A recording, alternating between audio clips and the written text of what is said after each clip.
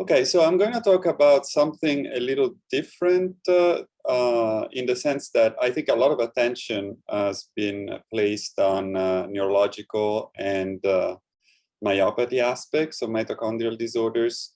But when we talk about mitochondrial disorders, we always say, that tissues that are high energy demand are affected, including the heart. And certainly cardiomyopathy is part of the problem in mitochondrial diseases, but perhaps it has been investigated a little bit less than other affected tissues. So I'm going to try and give some ideas on what happens to the heart when it's affected by a mitochondrial disorder. And here I have my disclosures. Okay, so what I will focus on is a process that has been identified, I would say, maybe 10 years or so ago. And that is something that we define as the mitochondrial integrated stress response. And mitochondrial integrated stress response is in many ways very similar to the better known unfolded protein response in the endoplasmic reticulum, with the difference that it is triggered and it starts in a different organelle. And many of the aspects of this adaptive mechanism to mitochondrial stress are illustrated in this excellent review that I cited here. And I borrowed this diagram that shows basically how when proteins are either misimported into mitochondria or misfolded inside mitochondria, and sometimes also aggregated in the mitochondria, they can trigger a series of events which are ultimately focused on trying to either refold properly the proteins or degrade them, get rid of them. And in the process of doing that, they activate a very extensive transcriptional program throughout the cell. So let's see. Yes, so I tried to summarize here the main aspects of this stress response, which is largely mediated by transcription factors. There are many of them. I mentioned in this diagram ATF4 and ATF5. These are rather well characterized transcription factors that whose levels increase when the stress occurs. And they're not, I mean, ATF4 is really not specific for mitochondria, certainly. It's elevated in many types of prototoxic stress. ATF5, which has been originally described with a different name as an ortholog in C. elegans, is a little more specific to the mitochondrial response. And I'm not going to dwell on the molecular aspects of these transcription factors, which are super interesting, because I want to focus more on the phenotypes that are downstream of this. And so just to summarize briefly, the combination of events include ATF4-mediated elevation of the expression of antioxidant proteins, protein chaperones for trying to refold proteins correctly, and then the proteostatic machinery, especially the proteasome, but also dedicated proteases inside mitochondria, and then a rewiring of metabolism that very notably involves the serine-1 carbon metabolism and the transsulfuration metabolism. At the same time, many cell types produce peptides, defined also as myokines, because they were first described in muscle, but also they're clearly very abundant in heart as well and other tissues. And some examples of those very well-known ones are FGF21 and GDF15, which gets secreted out of the affected cells and then have an impact on whole body metabolism, especially tissues like adipose tissue and the liver. And then ATF5 endogenously in the cells operates basically an opposite process where a number of pathways are downregulated. In particular, in the case of mitochondrial stress response, the OXPHOS synthesis is shut down, iron sulfur cluster synthesis, heme synthesis, lipid utilization in the case of the heart especially, and autophagy, for example. So you have a combination of pathways that are upregulated and others that are downregulated. And what I think what the field is starting now to believe is that in the when this stress occurs and the stress response occur acutely, and then is appropriately terminated when the stress is removed, actually this is a positive combination of event because it helps the cells survive the stress. However, when the stress is chronicized due to the fact, for example, that there are genetic mutations that are always there, and so mutant protein are constantly formed and need to be degraded, then the stress can become, as we like to say, maladaptive. In other words, it does not contribute to cell survival, rather it contributes to cell degeneration. And so to illustrate some of these concepts, I will take advantage of models of a disease which was identified, discovered quite recently, approximately 5 or 6 years ago, I'd say, 2014, so actually 7 years now. And these diseases are linked to mutations in a protein called CHCHD10, which stands for coil helix domain containing protein 10. I'm never going to say this again throughout the talk. And I refer to this protein as D10 or CHCHD10, which is a lot easier. So the first report of this, and this D10, I'm talking about it obviously because it's a mitochondrial protein, nuclear encoded mitochondrial protein with unknown function at this stage. But what was clearly shown, and this is the first paper in Brain 7 years ago by the group of Veronique Paquet-Flockinger, that this mutation in this protein causes autosomal dominant mitochondrial disorder, which presents with a plethora of different symptoms. A lot of them are neurological symptoms, which basically recapitulate or mimic, if you want, amyotrophic lateral sclerosis and frontotemporal dementia. But in several families, there is also the occurrence of mitochondrial myopathy, and in more rare cases, I would say Parkinsonian syndromes and cardiomyopathy. So, so the mutation that was first reported is this S59L. Is a mutation that is not particularly common in the population, but is in humans basically so far. It's been found in some families, not a lot. There are other mutations that have been found more often, but this one is probably the one that has been best characterized, and it's the one that I will talk about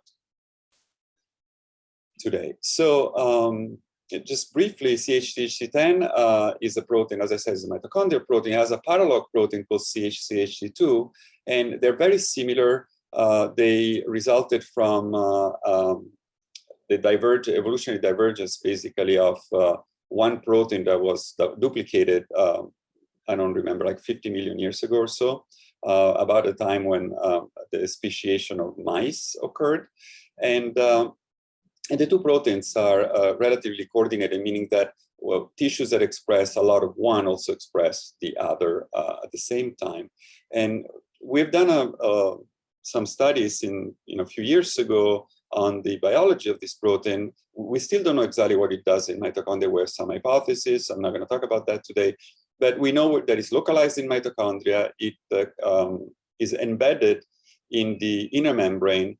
We also know that both proteins have very short half-life, in fact, only a few hours, and also that they're functionally overlapping because you can, both in cells, but also in mouse models, you can knock out one or the other and have essentially no phenotypes. But if you knock out both of them, then you have mitochondrial abnormalities. And we and others pretty much simultaneously generated CRISPR knock-in mouse models recapitulating the human mutation, except that in mice, the amino acid that is affected is 55. So this mutation is serine 55 leucine in the mouse because of the mouse protein has 4 amino acids less in the N-terminal part of the protein. But essentially that region of the protein is very conserved, and we think that the S55L really recapitulates the human S59L. And these mice develop, so the mutation, as I said, is autosomal dominant. So heterozygote mice develop a number of interesting phenotypes. They have neuropathology, which consists mostly neuromuscular junction degeneration. They manifest abnormal gait and motor coordination, a little Parkinsonian, if you can define that in a mouse, which is not easy.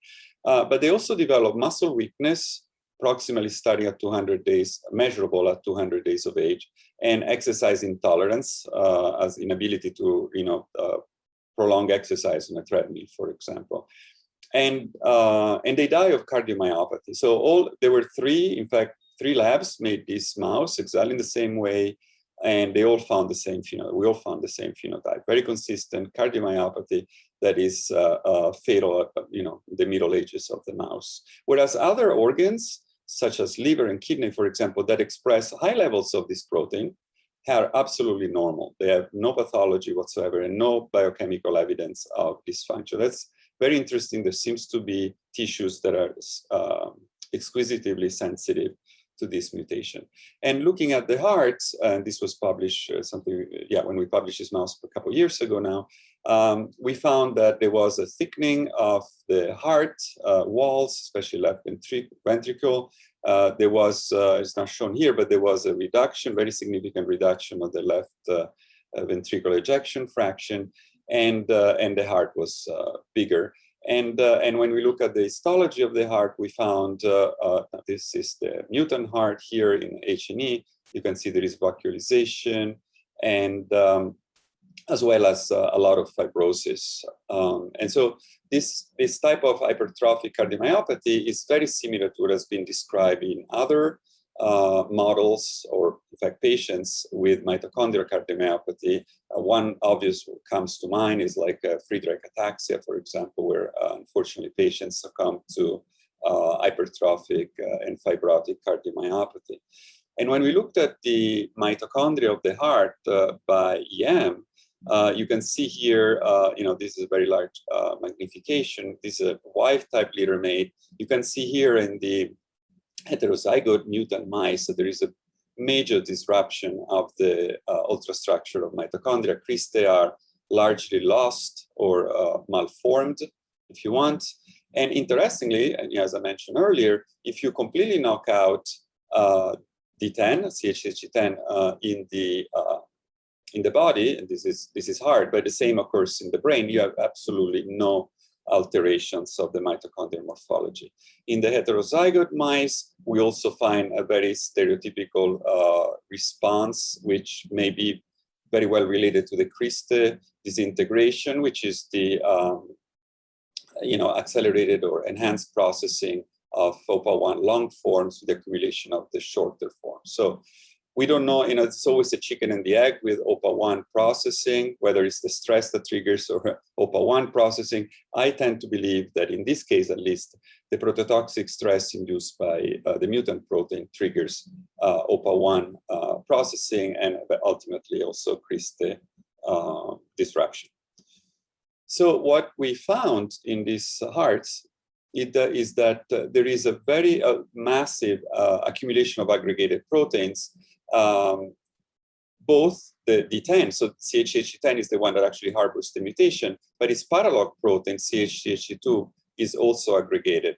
And these aggregates, which are shown here by a filter trap assay, where you essentially mildly solubilize proteins, and you run them through a membrane that traps the heavy, very high molecular weight complexes, and then you can do immunoblock. And so we think this is like explained, this co-aggregation of the two proteins is explained by the fact that even normally the two proteins interact to form heterodimers. So we believe that somehow the mutation has changed the structure of the protein, makes the protein not digestible by mitochondrial proteases, or at least not as easily digestible, so the proteins accumulate, aggregate, and they swamp mitochondria essentially. And so these aggregates are really major. You can see in histology here is immunohistochemistry with the CH10 antibody and mitochondrial COX-1 antibody as a mitochondrial reference. You can see here in the lower magnification, even better in the high magnification, that there are these really massive aggregates containing CH10. And so all of this made us think of proteotoxic stress. And sure enough, and this is unpublished data, well, now the paper is in revision, everything I'll present from now on is not published yet, hopefully soon. And we did basically a time course study where we sacrificed mice at different time points, from very young to actually terminally ill mice at about a year of age. And indeed, we see that these aggregates actually form very early on. 75 days old mice already have a lot of protein aggregation in the heart, both CH10 and CH2. They have, as you can see here, well, you cannot see all the individual genes, of course, in these volcano plots.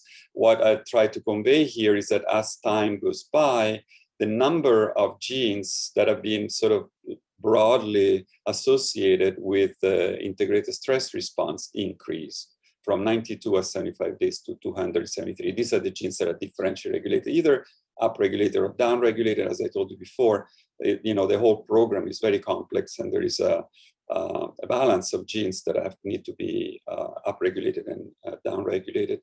And at the same time, this is, I apologize, it's a little complex, a little cumbersome to look at. You don't need to look at every single gene, obviously.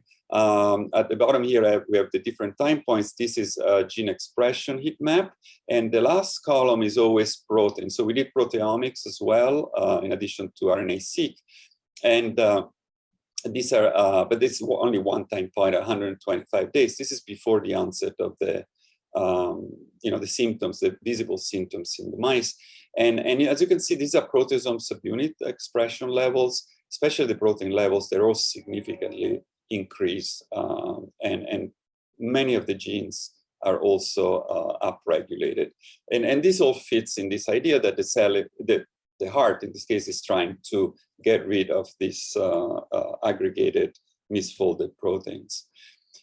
So we went back in time and we went to 30 days of age. These are really young mice.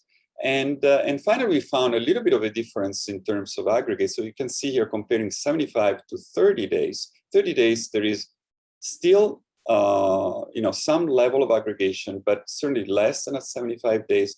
And this is consistent with a lack at this time point of activation of the two major transcription factors I told you before about. So ATF4, ATF5 were not yet significantly elevated. So we think that there is a transition at some point when the mice are still very young, but postnatal, when the mitochondria, or let's say in general, the cells, it becomes unable to cope with this load of mutant protein, and it goes into stress phase.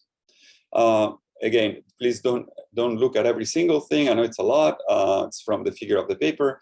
But what I try to convey here is that all the respiratory chain complexes are essentially downregulated, both at the RNA and protein levels.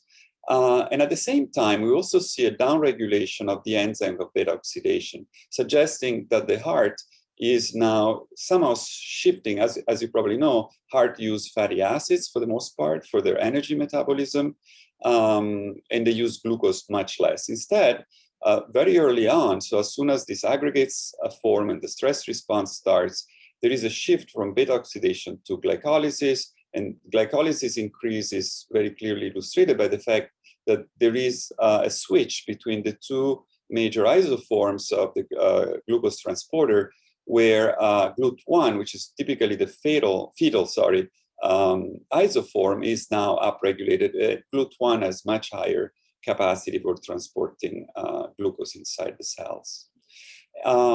Surprisingly, at 125 days, so this is a time when all these things are already happening, we do not yet see any change in the steady state levels of the respiratory chain complexes, nor we see real problems with oxygen consumption or ATP production, suggesting that, yes, all this is happening. There's a downregulation of OXPHOS, but the heart mitochondria are still competent in terms of energy production. What is happening then? So there is something else that drew our attention, and that is a very, very strong increase of protein glutathione relation that we see at all time points. So this is a process where thiol groups of proteins get post-translationally modified by the addition of the glutathione, and that is typically something that the cell does when it's exposed to oxidative stress to protect the proteins. And that's usually a reversible process. So at all time points in the heterozygote mice, we can see here in these plots for glutathione related, the non-specific, these are all kind of proteins, obviously. They're all increased at all time points. And so we thought, well, maybe mitochondria make more free radicals. Sure enough, they don't. In fact, they make less free radicals. This could be, they emit less free radicals. And this could be due to the fact that, in fact, there are less oxphos, not less, actually. But I showed you, actually, the complexes are there. But there is, I cannot explain it very well. In fact, we're still thinking about it. But we see, it's very consistently, we see less ROS emission. And maybe we can discuss that, how this can be, given the fact that the respiratory chain complexes are still respiring normally.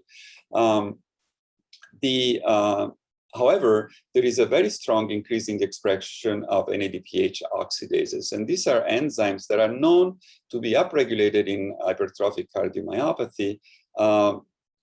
The function of this upregulation is not clear, although it has been proposed to be initially protective, and then ultimately, if it's prolonged, it can cause oxidative stress. And that, so this pattern could be consistent with a non-mitochondrial, rather cytosolic enhancement of ROS production. And together with this ROS production, we see a very strong upregulation on NRF2 antioxidant response element, target genes such as MQ1, HMOX1, etc. And this is very consistent with an antioxidant response. So the antioxidant response requires glutathione, and we see that there is a very, very strong upregulation of the 1-carbon metabolism transsulfuration, as I mentioned early on. This is a stereotypical response in this mitochondrial stress. And it, ultimately, we think, or I guess the field thinks, that one of the goals of this metabolic rearrangement is to produce more glutathione. And this is, produced, so you need the biosynthesis of cysteine to do that, and the 1-carbon metabolism of mitochondria, which is actually a pathway that is integrated between mitochondria and cytosol, taking advantage of the methionine cycle allows transsulfuration to produce glutathione at the expenses of serine that comes from glucose. Sorry, this is, I know it's a little complicated, but I oversimplified it probably.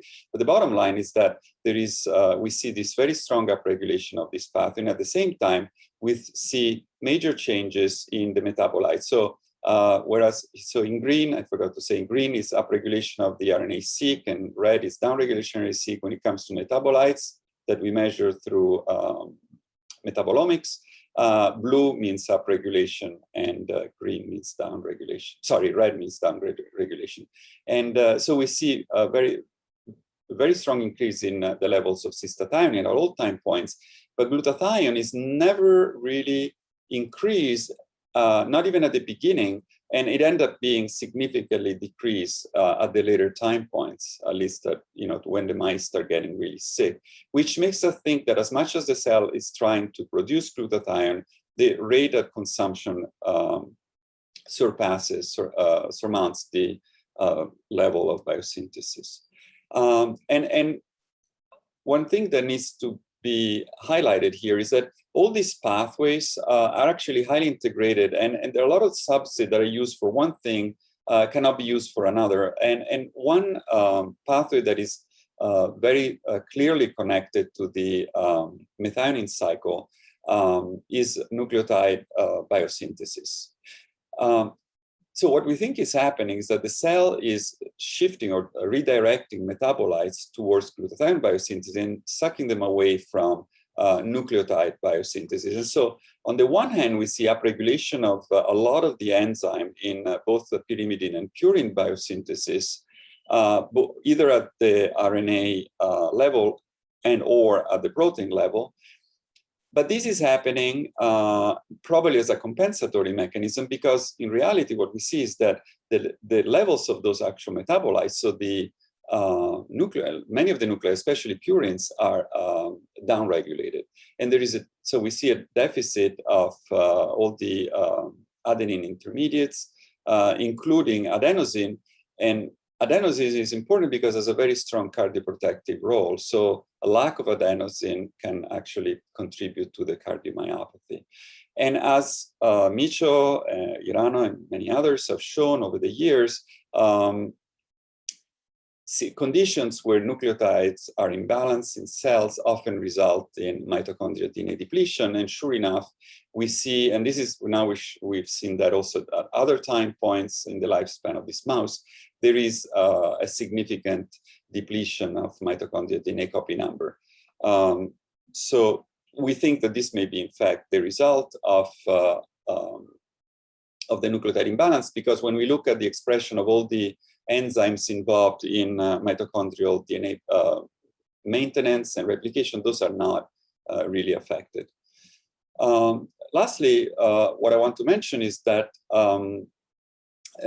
oxidative stress often results in iron responses in iron metabolism. And I mentioned NRF2 and ARE and HMOX1. So all those pathways were highly elevated in these hearts. And HMOX1 is the fundamental enzyme in heme degradation. And so, to make a long story short, when we investigated the pathways of heme degradation and heme biosynthesis, as well as total iron regulation and iron sulfur cluster biogenesis, as you know, iron sulfur cluster are fundamental for the function of many oxidase enzymes, we see major changes, major imbalances that occur very early on. And so far, we've been able to measure mitochondrial heme, and that one is, in fact, decreased.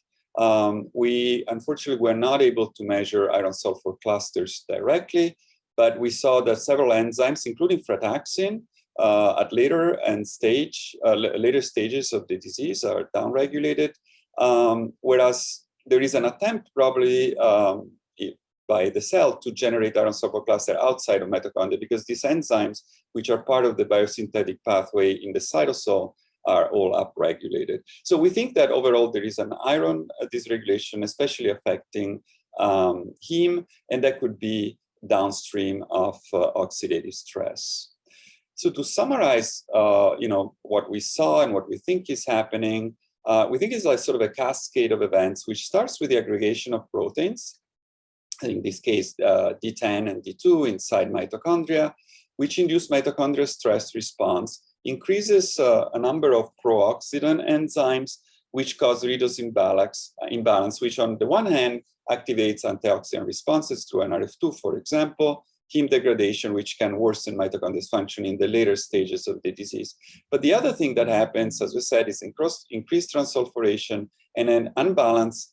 Oh, and by the way, glutathione biosynthesis is one thing, but there is also glutathione reduction process, which consumes a lot of NADPH. I didn't talk about this metabolite in particular, but we see alterations of NADPH, which obviously has implication for the methionine cycle. And ultimately, these things can cause nucleotide imbalance, mitochondrial depletion, and that can also contribute ultimately to mitochondrial dysfunction. So we think that these events are not necessarily happening all at the same time. They happen early, but there is a sequence. As I said, in this graph, we try to sort of plot the time course of the events in these mice hearts. And we see that CH-DH10 aggregation, as I said, and then myokines, stress, oxidative stress, and ultimately oxidase impairment. I can skip this because I think I'm running out of time. I just want to conclude saying that our observation suggests that the stress can arise independently of the oxidase defects or before the oxidase defects, that there is a metabolic imbalance, which we think is very important for the disease, and also that there is some level of stress, tissue specificity. I didn't have time to show the data, but the brain is stress, but the metabolic responses are different. And ultimately, all this can inform us on potential metabolic strategies where we could ideally give some compounds to try and mitigate, these depletion conditions that arise in the heart. And yeah, so I just want to thank my two students who are hopefully getting close to graduating and publishing the paper, Nicole and Neka. A lot of other people have been involved over the years in studying these mice, and the Jackson laboratories with whom we contributed to in making the CRISPR knock-in mutants.